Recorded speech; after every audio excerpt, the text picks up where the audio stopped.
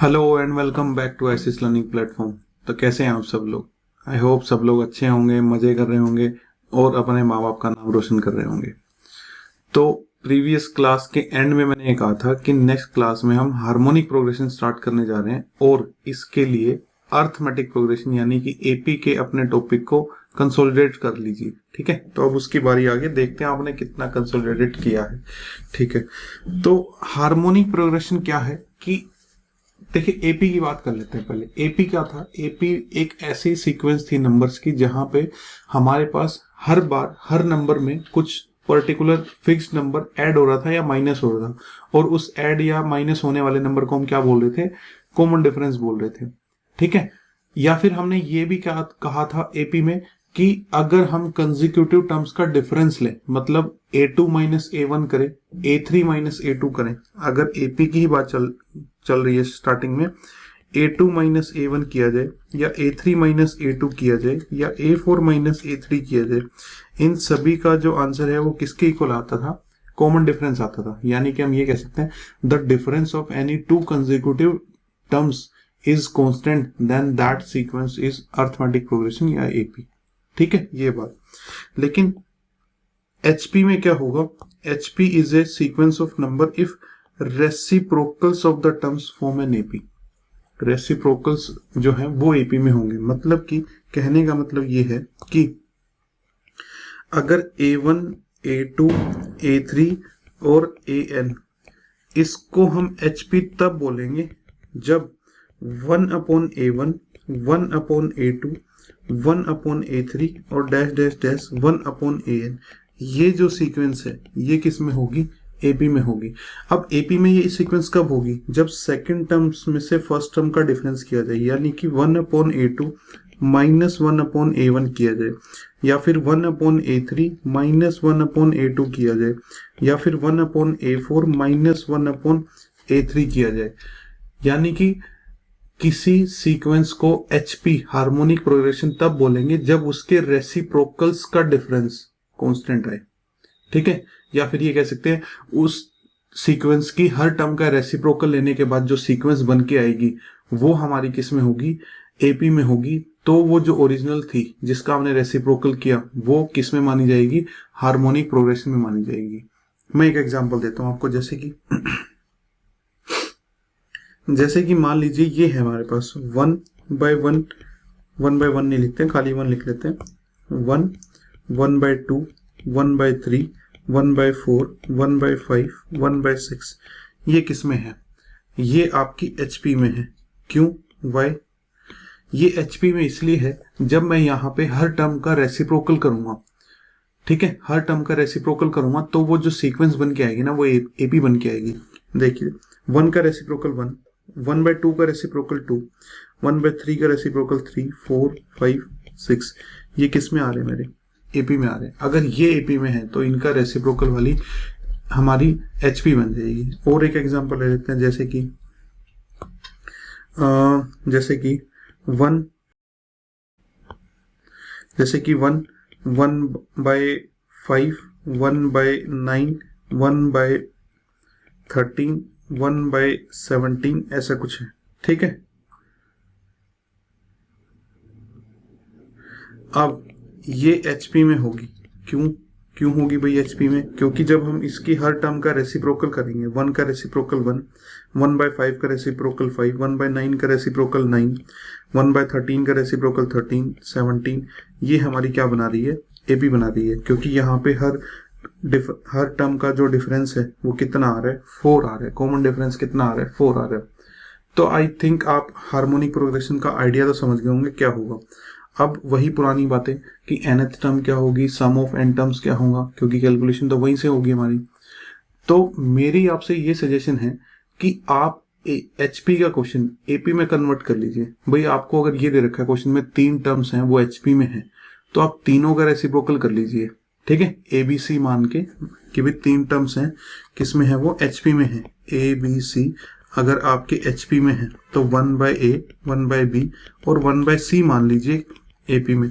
और AP का question बन गया वो आपका। वो AP का क्वेश्चन बन गया तो आप उसको AP के लिए सोल्व कर लीजिए। आपको nth टर्म भी निकालनी आती है, आपको सम ऑफ n टर्म्स भी निकालना आता है, और मतलब बहुत सारी चीजें हमने सीखी थी एपी में, तो बस उसको उसी तरीके से उन्हीं फंडामेंटल्स को यूज करके आप वो क्वेश्चन कीजिए, ठीक है। बट फिर भी मैं एक बार बता देता हूं आपको कि इसकी nth टर्म क्या होगी। HP की जो nth टर्म होगी यानी कि AN होगी, उसकी वैल्यू होगी 1 upon A plus n minus 1 into D. जो हमारी AP की nth टर्म होती थी उसका रेसिप्रोकल कर दीजिए, ठीक है। तो भाई AP देखो इससे हमें HP से AP बना लेनी है, ठीक है, और फिर इसकी ये वाली टर्म निकाल लेनी है और फिर इसका वापस से रेसिप्रोकल कर देंगे तो क्या AN मिल जाएगा। और ये वाली टर्म हम कैसे निकालेंगे, इस टर्म की फर्स्ट टर्म यूज करके, इस टर्म का कॉमन डिफरेंस यूज करके और A plus n minus 1 D वाला फॉर्मूला लगा देंगे हम, ठीक है। तो इस तरीके से इसकी nth टर्म निकाली जा सकती है।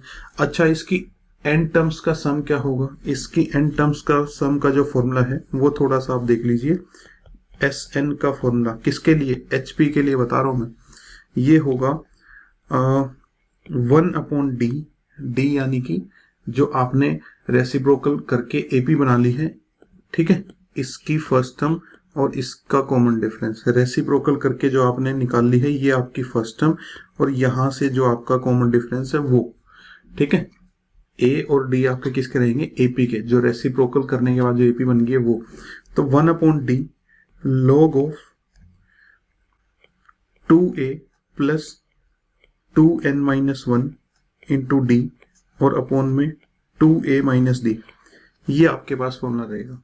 बट बिलीव मी, कभी आपको इस फॉर्मूले का यूज करने को नहीं पड़ेगा। हो सकता है कभी कभार क्या है कि डायरेक्ट फॉर्मूला ही पूछ ले आपसे ऑप्शंस में, ऐसे 3-4 सिमिलर से फॉर्मूले दे देगा और पूछेगा कि इनमें से sum of n terms for n HP कौन सा फॉर्मूला हो सकता है। तो उस पर्पज के लिए आप थोड़ा सा इसको माइंड में रखिए, बट आपको यूज करने की जरूरत नहीं, नौबत नहीं आएगी, ठीक है। आप AP के तरीके से ही सारी कैलकुलेशन कर सकते हैं। लास्ट में वापस से रेसिप्रोकल कर दीजिए, भाई ये वाली टर्म निकाल के वापस से रेसिप्रोकल कर दूंगा तो HP की टर्म आ जाएगी, ठीक है। चलिए, जैसे अर्थमेटिक मीन की बात की थी वैसे ही हार्मोनिक मीन की बात कर लेते हैं। हार्मोनिक मीन में क्या होगा कि भाई हमारे पास 2 नंबर रहने वाले हैं और उन दोनों नंबर्स के बीच में हमें n नंबर्स इंसर्ट करने हैं, n नंबर्स इंसर्ट करने हैं और इस तरीके से इंसर्ट करने हैं ताकि ये जो पूरी सीरीज है ये क्या बन जाए, एक HP बन जाए। भाई अगर ये HP बनती है तो ये बताओ 1 upon A, 1 upon H1, 1 upon H2 और dash dash dash 1 upon HN और B, ये आपकी क्या बनेगी, ये AP बनेगी। और AP में मतलब अगर ये AP बनती है तो फिर ये हमारे क्या बने, ये हमारे बने अर्थमेटिक मीन्स। और अर्थमेटिक मीन्स आप सीख चुके हैं, समझ चुके हैं, तो बस वही सारे फंडामेंटल्स दोबारा से यहाँ पे लगा दीजिए, ठीक है। फर्स्ट अर्थमेटिक मीन या कोई भी nth पोजीशन का अर्थमेटिक मीन हमने कैसे निकाला था, A प्लस ND। A क्या था, फर्स्ट नंबर। अब यहाँ पे फर्स्ट नंबर में हम क्या रखेंगे, 1 अपॉन A रख देंगे, ठीक है। तो हमारा जो है 1 अपॉन HN की वैल्यू क्या हो जाएगी, मैं एक बार स्टार्टिंग से लिख देता हूँ। 1 अपॉन HN की वैल्यू क्या हो जाएगी, तो AN की जगह अब क्या आने वाला है, 1 upon HN is equal to A की जगह क्या आने वाला है, ये हमारा first term that is 1 upon A, N तो वही है भाई, ठीक है। और D क्या आने वाला है, D यहां से यहां माइनस करके, ठीक है।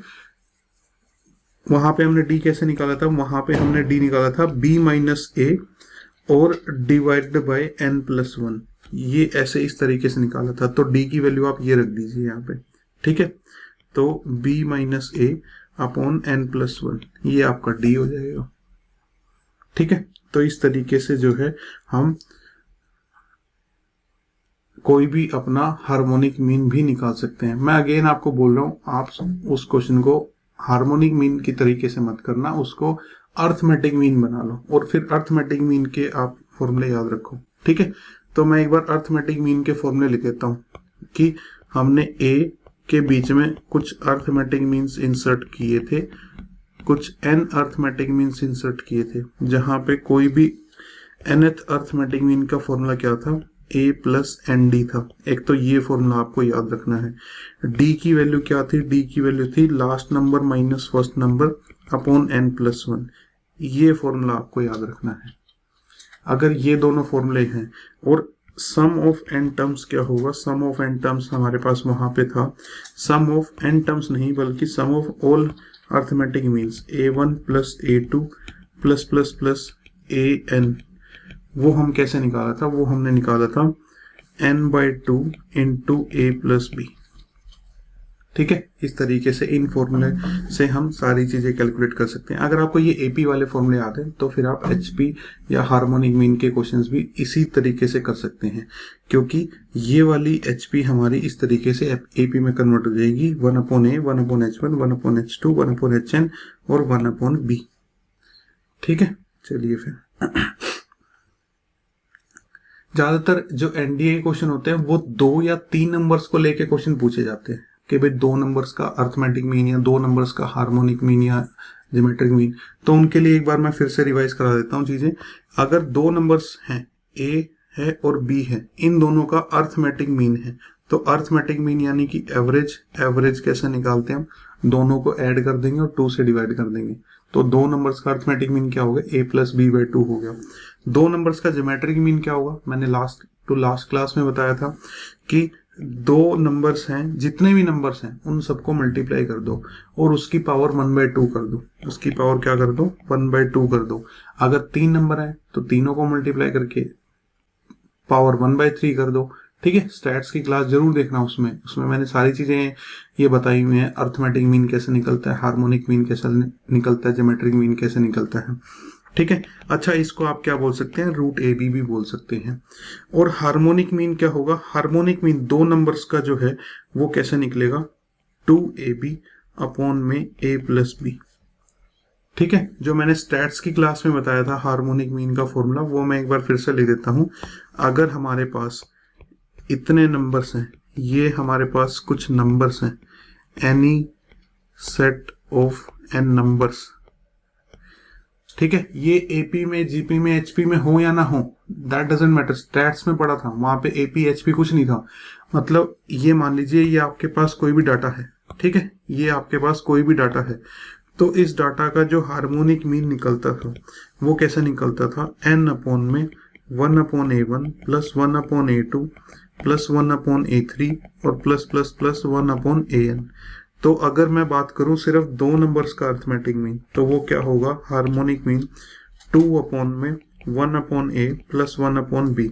इसको जब सिंप्लीफाई करेंगे तो 2ab upon a plus b आ जाएगा, जो कि मैंने यहाँ पे बताया है। तो इस तरीके से इसको देख लेना। ठीक है, 2 नंबर्स का अर्थमेटिक मीन पूछा है तो ये, ज्योमेट्रिक मीन पूछा है तो मल्टीप्लाई करके स्क्वायर रूट, और हार्मोनिक मीन पूछा है तो ये। ठीक है, अच्छा 3 के लिए भी बता देता हूँ मैं, फटाफट 3 के लिए भी बता देता हूँ। इसको यहीं रखते हैं, 3 के लिए भी देख लेते हैं, यहाँ पे साइड में कर देते हैं। अगर 3 नंबर की बात चल रही है तो उनका जो अर्थमेटिक मीन है वो क्या हो जाएगा, a plus B plus c/3 हो जाएगा। ठीक है, देखो ये सारी चीजें मैं स्टैट्स में बता चुका हूँ, थोड़ी सी रिपीटेटिव हैं, जो बच्चे लगातार फॉलो कर रहे हैं उनको लग रहा होगा, बट ठीक है, हमारी रिवीजन हो जाएगी। ज्योमेट्रिक मीन क्या होगा, तीनों को मल्टीप्लाई कर देंगे और पावर 1/3 कर देंगे, और तीनों का हार्मोनिक मीन क्या होगा, 3 टाइम्स ऑफ ABC अपॉन में AB plus BC plus AC। ठीक है, ये कुछ फॉर्मूले ऐसे हैं जो हमारे टिप्स पे होने चाहिए। जितने ज्यादा टिप्स पे होंगे तभी हम ये सोच पाएंगे कि इनको कहाँ कहाँ यूज कर सकते हैं हम। ठीक है, ये फॉर्मूले ही नहीं याद होंगे, डायरेक्टली नहीं आएंगे पेपर में, इनडायरेक्टली कहीं ना कहीं यूज करने को मिलेंगे किसी न किसी क्वेश्चन में। कोई इंक्रीजिंग का फंक्शन क्वेश्चन है, कोई मैक्सिमम मिनिमम वैल्यू निकालने का क्वेश्चन है, वहां पे यूज होंगे ये सब। ठीक है, तो इसलिए फॉर्मूले हमारे टिप्स में होने चाहिए। अच्छा, मैं कुछ एपीज या कुछ जीपीज के एग्जाम्पल बताना चाहूंगा जो आपको याद रखने हैं, टिप्स पे रखने हैं, क्योंकि बहुत सारे क्वेश्चन बच्चे करते भी हैं ऐसा कि ऑप्शन से एलिमिनेट कर देते हैं। ठीक है, वो कोई एपी लगा के देखेंगे वहां पे कि लेट्स से अगर एपी का क्वेश्चन है तो एपी के लिए आप क्या क्या एग्जांपल ले सकते हो, 1 2 3 4 चेक कर लिया पुट करके कि भाई वो जो क्वेश्चन दिया हुआ है वहां पे ये वाली एपी इस ऑप्शन में फिट बैठ रही है कि नहीं बैठ रही है, सेकंड ऑप्शन में फिट बैठ रही है कि नहीं बैठ रही है, चारों में से जिस ऑप्शन में भी वो एपी फिट बैठ रही है वो ऑप्शन फिर वो टिक कराते हैं। ठीक है, अगर ये वाली एपी से नहीं करना तो ओड वाली ले लीजिए, 1 3 5 7 ले लीजिए। ठीक है, या फिर इसके बाद 2 4 6 8 ले लीजिए। अगर इन तीनों भी एपी में से कोई भी एपी फिट नहीं बैठ रही है तो फिर 3 डिफरेंस वाली ले लीजिए, 1 और फिर 4 और फिर 7 और फिर 10। ठीक है, ये कुछ एपीज हैं जो आपको याद रखनी है कि क्वेश्चन अगर हमें कंसेप्ट से सोल्व नहीं करना, ऑप्शन एलिमिनेट करके करना है, शॉर्ट ट्रिक से करना है, तो आप एपी का क्वेश्चन में ये एपी वहां पे पुट करके देखिए और इस एपी के हिसाब से क्वेश्चन की स्टेटमेंट और ऑप्शंस में से कोई फिट बैठता है तो फिर आप उस ऑप्शन को टिक करके आ सकते हैं। ठीक है, कुछ जीपी के एग्जांपल देख लीजिए। ठीक है, अगर आपको जीपी एज्यूम करनी है तो 1 2 4 8 एज्यूम कर सकते हैं। मैंने बहुत क्वेश्चंस में इसी के हेल्प से जो है एज्यूम किया है। या फिर आप कर सकते हैं 2 से स्टार्ट कर सकते हैं, 2 4 8 से स्टार्ट कर सकते हैं, या फिर 3 से स्टार्ट कर सकते हैं, 3 6 2 12 2 24, या फिर 3 3 9 3 27 3 81। ठीक है, कोई भी ऐसी एपी ले सकते हैं। अच्छा, एचपी के लिए कौन सी आप यूज कर सकते हैं? 2 3 6 यूज कर सकते हैं। ये जो नंबर हैं ये तीनों किस में है? एचपी में है। 2 3 6 ये एचपी में है। जब भी आपको ये बात दी जाए कि ए बी सी है वो आपके एचपी में है, तो ए को क्या मान लीजिए? 2 मान लीजिए, बी को क्या मान लीजिए? 3 मान लीजिए, और सी को क्या मान लीजिए? 6 मान लीजिए। ठीक है, ये बात। अच्छा, इनके अलावा और क्या है? अगर कभी भी आपको ऐसा गिवन हो तो इसके लिए 2 3 6 है।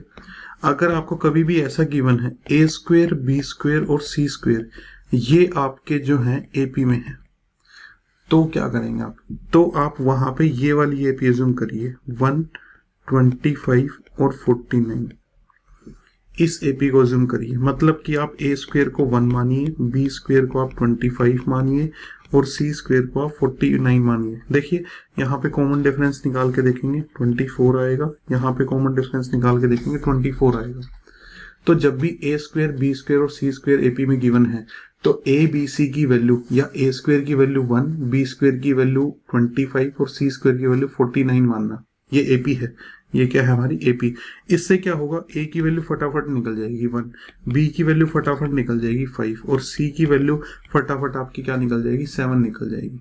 अब आप कहेंगे सर एपी तो आपने और भी बहुत सारी बताई है। ठीक है भाई, ऐसा है कि अगर मैं यहाँ पे कोई और एपी लेता हूँ, मान लो मैंने एपी ले ली यहाँ पे 1 2 3 ले ली मैंने, तो ए स्क्वेयर इज इक्वल टू 1 है, वहां से ए तो निकल आएगा, लेकिन बी स्क्वेयर को जब मैं 2 के इक्वल रखूंगा तो बी की वैल्यू √2 आएगी और सी की वैल्यू √3 आएगी। अब 1 और √2 और √3 थोड़ा सा मतलब आप सोल्व नहीं कर पाएंगे, ऐड नहीं कर पाएंगे इनको। ठीक है, लेकिन अगर मैं इनको क्या मान लेता हूँ, कौन सी एपी मान लेता हूँ? 1 25 और 49, कॉमन डिफरेंस कितना है यहाँ पे? 24 है। तो ए की वैल्यू 1 हो जाएगी, बी की वैल्यू यहाँ पे 5 हो जाएगी और सी की वैल्यू 7 हो जाएगी। और फिर जो भी आगे क्वेश्चन दिया हुआ है मैं उसको प्रोसीड कर सकता हूँ, क्योंकि अब मेरे पास ए बी सी तीनों की वैल्यू पता है मेरे को। ठीक है, तो इस तरीके से अब जैसे ये है हमारे पास क्वेश्चन कि ए बी सी एचपी में है, तो अभी मैंने आपको बताया था जब भी 3 नंबर्स एचपी में दिए जाए तो आप क्या करना? ए को 2, बी को 3 और सी को 6 एज्यूम कर लेना। ठीक है, तो फिर इसने पूछा है a minus B upon B minus C कितना होगा, तो ये होगा 2 माइनस 3 अपॉन 3 माइनस 6, ये -1 अपॉन -3 कितना आ जाएगा? 1 अपॉन 3 आंसर आ जाएगा। अब आप इसको जनरल फॉर्म में मानने की कोशिश करेंगे, ऐसे करेंगे इस क्वेश्चन का अप्रोच कि 1 upon A 1 upon B 1 upon C जो है वो एपी में होंगे, फिर वहां से common difference 1 upon B -1 upon A होगा, common difference 1 upon C -1 upon B होगा, इसको और इसको इक्वल रखेंगे, इसको इक्वल रखेंगे तो क्या मिलेगा? a minus B upon A B is equal to B minus C upon B C. ठीक है, कुछ ऐसा करके आप सिंप्लीफाई कर भी लेंगे तो आपके जो नंबर ऑफ स्टेप्स हैं वो बहुत ज्यादा हो जाएंगे। ठीक है तो इसलिए आप एचपी के लिए इस एचपी को अज्यूम करिए 2 3 6, 3 नंबर्स अगर आपको एचपी में मानने। ठीक है, चलिए फिर तो चलिए एचपी के लिए ये इंट्रोडक्टरी क्लास थी हमारी। एचपी के हमने जान लिया कैसे उसको सोल्व करना है, एपी के तरीके से उसको सोल्व करना है। ठीक है, कोई नया फॉर्मूला आपको याद करने की जरूरत नहीं है। जो भी आपके पास क्वेश्चन आएगा, हम कुछ क्वेश्चन प्रैक्टिस भी करेंगे जब हम प्रीवियस ईयर क्वेश्चंस अलग से करेंगे। ठीक है, तो उसमें भी हम करेंगे। तो till then keep learning and keep smiling. Thank you.